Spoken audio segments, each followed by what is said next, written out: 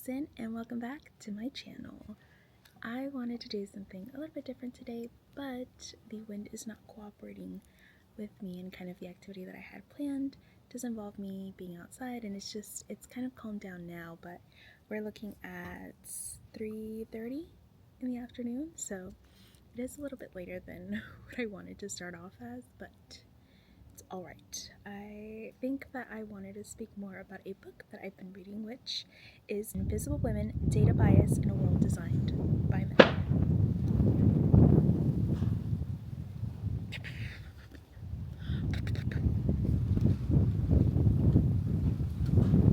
What did I say? Yeah, the wind is not going to cooperate with me, and right now my bangs are at like a funny length, so it's not gonna go well.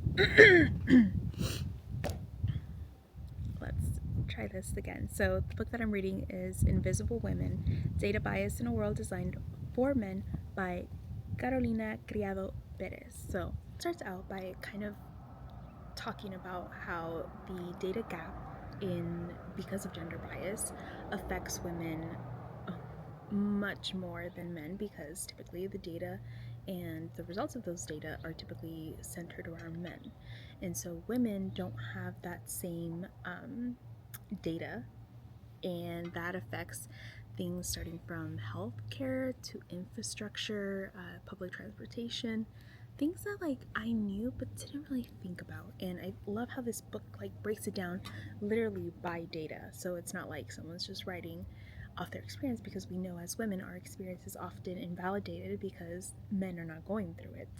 So what I love about this is that it gives data straight from the sources and kind of talks about the inequity that happens because of this data gap. So one of the quotes that I want to read to you is, "The result of this invisible bias is in that, in every aspect of our lives, from government policy and medical research to technology, workplaces, and the media, we systemically ignore half of the population." So, which is 100%, because we are never kind of the center of a lot of things that people think about around the world. It's usually centered around men, and so that is very harmful to women, because the idea that men, everything is seen through the lens of a man, and women it's like, oh, that's niche, that's not everybody's experience, when we make up half of the population. Then we talk about healthcare and medical, and I want to again quote her on this, because she says, "When it comes to pain, women are less likely to be taken seriously. Their symptoms are more likely to be dismissed as psychological, and they're less likely to be given effective treatment."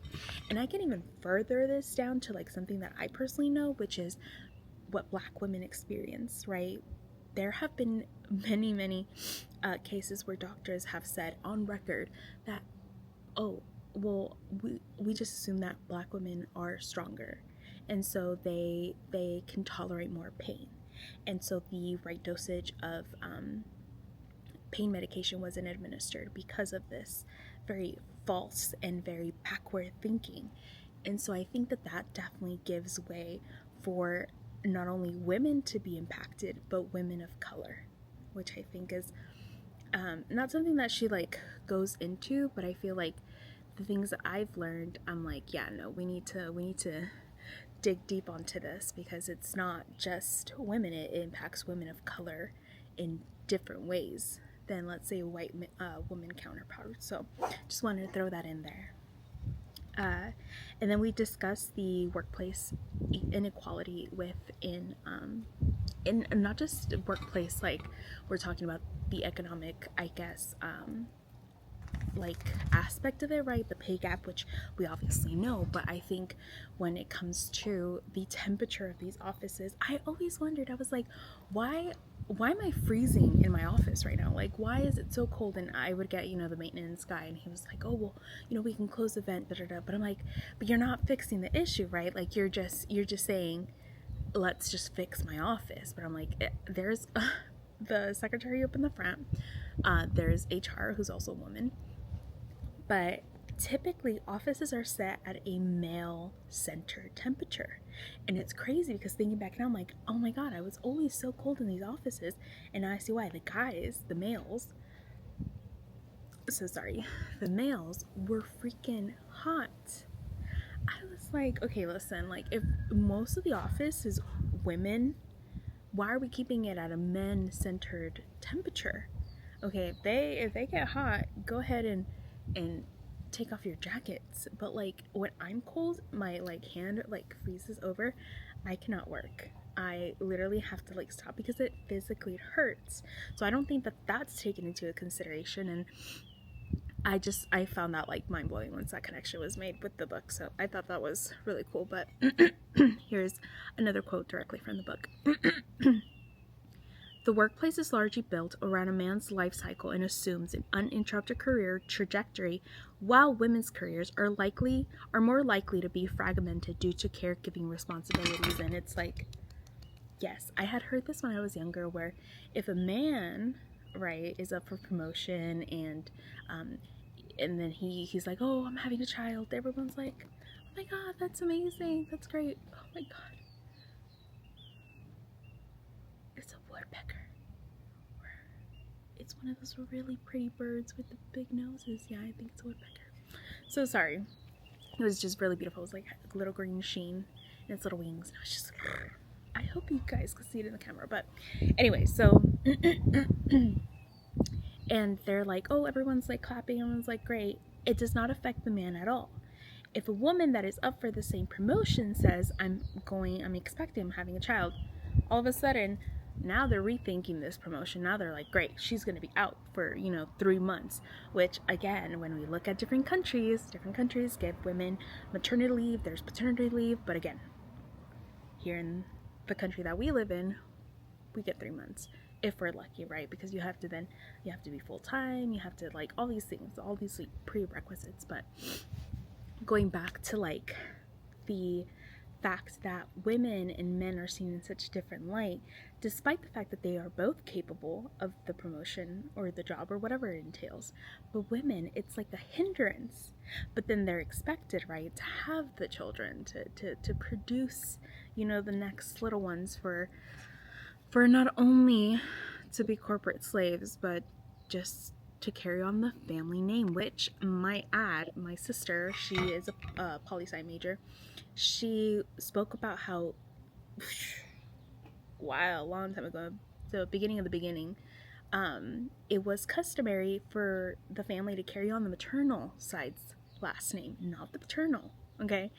Of course, it shifted, and we can get into religion and how, like, centering God as being man has not only affected us to this day, right? But it has given the Bible, because, like, look, I'm gonna be honest with you guys.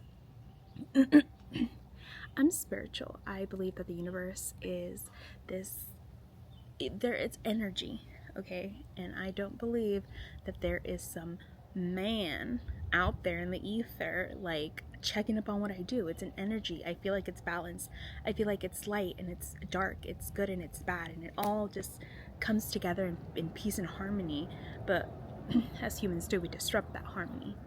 Especially when men use religion to control and make women subservient to them. So again, I could like go in different directions with this, and I kind of wanted to talk about it because I just feel like these are the things that I think about when I read these books. I'm like, oh my god, I connected it with this, and oh my god, like I've learned this, and this is how it kind of meshes in, because that's how like my brain works. Like, I can read something and then I can think about 10 different things that like perhaps kind of go either parallel or like what's the word, or they like cross paths. There's a word for it, I can't think of it right now, but I digress. And so when we talk about how women, again, in the workplace, it's just seen as, like, again, a hindrance, it really, like, makes you think, like, women are grown. Women are told from a young age, like, oh, you're gonna marry, you're gonna have children, you do these things, and you don't realize kind of the setback that it creates because we already have to kind of worry about the pay gap, right, that exists. So you're not only not getting paid, but when you're out and you need more time perhaps than the 3 months, like you're not covered. There's like nothing to help you. So it's just all these things that like you think about, like, oh, they want women to have children, but then they don't want to help them. Because look, it takes a village to raise children. And I think like at least like in Hispanic households, and I know that like a lot of other people of color in a lot of other cultures have like kind of the same mentality where it's like everybody pitches in, like baby showers. I mean, you invite your whole family, extended family, like everybody, and everybody pitches in and everybody helps. And you have your grandparents, you have your parents who help you raise the children. And so it's one of those things where it really, it's a village. And now it's like we leave this kind of thing to be like, oh well, that's your problem, like da da da da da. But it's like, no, like if any of my siblings would have children, like I would help, like that. I'm not having children, by the way. I don't want children. And I can probably do another video on that because I low-key am thinking of sterilization. Not at this point in time because I am 30 and I kind of had to consider. I'm so sorry I'm going off topic, but this is me. Okay, so I'm not gonna try to do many cuts because at the end of the day, like this is how I talk. I'm all over the place, and I'm so sorry if that affects some of you guys when you guys are watching this video, but that's just how I am. But I am actually thinking of sterilization because I've cemented the idea. I don't want children for many reasons, but maybe I could do a separate video for that and kind of why I came to that conclusion. But because of my hormone imbalance, PCOS, I definitely feel like maybe now's not the time to fuck up my hormones even further. I'm trying to fix them in this current time period. So yeah, but what I'm trying to say at the end of it, it's like women having children get kind of punished for it, but at the same time you're expected to join the workforce and to provide for your family financially, as well as go home, cook, and clean and take care of the children. So it's definitely giving like there's no benefit. Like before, men used to like be the breadwinners, right? And now we're seeing the switch. And yet women are still expected to do all these things. And I think one of the things that the book talks about, which I love, is that data does not account for I think the biggest, largest non-paid, like I guess they call it like non-paid work or non-paid, I forget how to, I have to like look back in the book, but it does talk about how like data does not account for all the work women do that does not get paid, which is the cooking, the cleaning, the taking care of children, which again, like this all helps like the economy, right? And yet it's not paid. It's not considered a job. No. If we go on to transportation and urban planning, which was like my favorite, like I think thing to learn, was that transport systems, and this is a quote from the book, transport systems tend to be built around the assumption that the primary user is a man commuting to and from work rather than a woman balancing multiple roles and tasks. Oh my God. Like when I tell you, like, it's not only public transportation and city planning, right? It's disregarding the needs of the woman, not only for the fact that she has to juggle multiple roles, having to go to work, but also to drop off, and I mentioned this earlier in the video, having to drop off their children to daycare, having to drop off their children to school. Like it does not account for that. Also, data does not account for the safety of women in public transportation, and that to me alone, I remember a story where this woman literally got the R word on a subway with witnesses. But I was like, this is such herd behavior. Like, how is it that like nobody did anything, right? And because I'm not a bystander at all. Like I've throughout my life have been the person that gets up and does something about it. But I now reading this back, it like made me connect back to that thought and be like, well, whose fault is it really, right? Because if I have to blame, and mind you, like, quality of like, well, it's not my problem, it's not my thing, like, I'm not gonna get killed here in the subway because I try to help. But I feel like at the end of the day, like, who do we blame? Our elected officials, the people that we put in charge of these things, of our safety, the department of cops in the city.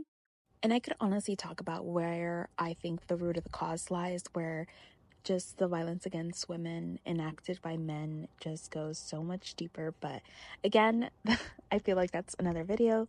So I will stop here and continue because, again, like when I'm talking about who do we blame, I'm talking about the lack of data that is taken into account for women to protect women. So that's kind of like who I'm trying to like find. Like, okay, well, who do we look for? Where do we make the changes necessary to enact actual change? So things like that you have to think like, who at the top are we electing? Who are we putting there in these positions of power that are not taking women into consideration? And then you have to look at like Japan, right? Where they talk about how, and the book covers India, but I thought about Japan when I was reading this section where you're literally having to watch your back because you're going to get groped, because you're going to get a possible like insertion. I mean, it definitely puts into perspective of how women oftentimes use public transport for their many needs. You're not thinking about the safety risks that women have, and data doesn't really help to show any of that. India was rated one of the most dangerous, public transportation for women. And I won't even get into the many cases that I've seen of the women in India that have been treated horribly, that have been killed at the hands of multiple men. But I think like things like that, where it's like, again, we get back to the root of the cause. The people that are at these positions are not thinking about women. One of the things in the book that I literally just remembered was that there was an executive, a high like level executive at Google, and she became pregnant. And she was like, all of a sudden, she was like, why don't we have pregnancy parkings up in the front? Like, I'm having to walk from all the way over there. My feet are swollen. Like, why, she brought it up to like one of the higher level executives, and he's like, done. All good. We got you. We're going to do it. It took a high level woman executive to come to this realization because she was put in the position herself. Had she not, this would have never been a thing. And so again, it's like, God, like, women need to be advocating for women in high places. We need to kind of, again, put women in these infrastructure, in the city planning commissions, and kind of go there and say, what can we do to help? It doesn't have to come from my experience, but women as general. Are we listening to our public? Are we listening to the women that are going through certain things? Like, again, data is, they know that there's this data gap, but they're not taking the time to get the data, analyze the data, and see it through a woman's lens. It really like put it into perspective. Then not only that, not only like transportation and city planning, think about the construction. A lot of these tools, like, because again, a lot of the trades that like welding, plumbing, construction in itself, the machinery is made with men in mind, men's stature, men measurements. And so when women join the workforce, it is harder for them to perform because the equipment is not made for them. Okay. And I, again, was like mind blown because I think the book talked about even uniforms, right, in the military, where it was hard to get out of this, and I'd have to go back to it, but it was hard to get out of this thing. They were like, oh, well, how about like if we designed it like this, so like we can, go ahead and go to the restroom, because the way that it's designed, we have to take the whole thing off. And this was not something that they thought about. And again, women brought it up to them, and they were like, hey, like, there should be this kind of change. They listened, but did they do anything about it? No. And so it's, again, things like where even machinery is made to fit men and not women, but yet, like, expected to join the workforce. And some might say, like, oh, well, you know, what are women doing construction? Shut the fuck up. Is what I have to say to that. Like, mind business. But yeah, so it's all these things that I was like, just, and I'm doing the audiobook version of this, so like I'm like getting quotes from it, but I'm listening to this at work and I'm just like, wow, like it's a lot. And as a woman, that's why I feel like it's so important for us to advocate, for us to tell someone's like things that we feel, to tell the world, to speak up, because if we don't speak up, who's going to speak up on our behalf? Not men. They haven't.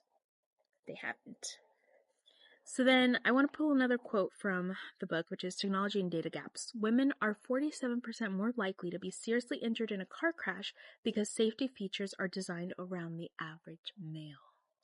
When I read that, I was like, oh my God. You think about, like, you know, obviously you can adjust your seat, you can adjust certain things, but like when you see the dummies on the freaking advertisements for the cars, who do you see? You see a tall, bulkier, like, man and a man like mannequin sitting in the front seat. Do you ever see like a smaller frame woman? I think not. So again, all these things that we see, right? Like I can remember commercials about this. We see it, and yet nothing is done to fix it.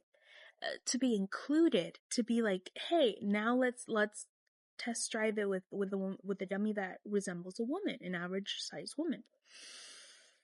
I was like, this is a world designed for men, okay? And we're just living in it. And that to me has like never occurred to me in all the ways that it affects it. And there's things that I subconsciously have accepted and seen and I never questioned. Isn't that like a mind fuck? But the last quotes I wanted to touch about this book was, the data gap is both a cause and a consequence of the type of unthinking that conceives of a man as a default human. And again, the entire premise of the book is showing the bias because we live in a world designed for men. And literally it affects, we saw safety, it affects health, it affects just equality in all. It's more than just the pay gap. It's more than just like the kind of connotations that go between the differences of man and women in sports or things like that. It's in everything. And I just, mind blown. I'm still not done with the book, but so far what I've read, I'm like, it has made me think about a lot more things one doesn't think about. And reading these types of books, it kind of either reinforces or teaches you. And I feel like it did both for me because, again, things that I didn't consider. And I absolutely love this book. I think I will actually pick the actual physical copy because there's so much stuff that I wanted to like highlight, but obviously with the audiobook you can't really do that. These are just some quotes that I had pulled that I was like, oh, I really need to like talk about this, but I want the physical copy because I think this book is chef's kiss and really a nod to like really the inequality that comes from that bias and that data gap. So I hope that you guys enjoyed this little chit chat with me because this was fun, and I do apologize for the wind. I guess I can't really do anything about it, so I guess I should take my sorry back. But I definitely enjoy this because, again, I love talking. I think that was one of the main reasons that I decided to make my YouTube channel, was because I love to write so much. And as I no longer am part of this thing that rhymes with beta, because I deleted all the apps that they're under, I missed writing. And I know there's like Substacks and all this stuff, and maybe in the future, like I can join and just write like my ideas and things like that. But I definitely feel like this is why I started my channel. I wanted to talk about these things that I've learned and the connections that I've made to like my own experiences or to things that I've learned in the past and kind of present it to you, and hopefully that you will also take something and to kind of apply it to your own life, and kind of at the end of the day, the goal for me personally is to be better, to be more mindful, to understand and be a better ally, not only to myself but also to the women, around the world. So I shall stop here, but I hope you guys are having a wonderful Sunday, and I will see you on the next video. And again, thank you so much for all of you guys that keep on supporting, that keep on, pressing play on my videos. I know that it's a little bit wonky. I'm like trying out different editing styles and kind of different things to see what resonates with you guys, see what you guys like. But again, drop any comments down below about, things that you maybe want to see. I am going to be reading one of the books that someone had commented in one of my previous videos, which is called Signs. So I'm so excited to read that one and to kind of do a little in-depth conversation on that one, because it's kind of what I want to do with books that I'm like really like, wow, like this really stood out to me. So yeah, I hope that you guys will pick up this book as well. Libby is actually having it on their library, so definitely recommend, again, Libby. I've spoken about it before, but if you haven't, definitely go get the app. You get a free library card and you can use it actually in person at your local library, and they're all free. You borrow them for 21 days and then you listen to them, you give them back. So definitely recommend it. I'll leave the link down in the description box below. But yeah, thanks guys, till next time.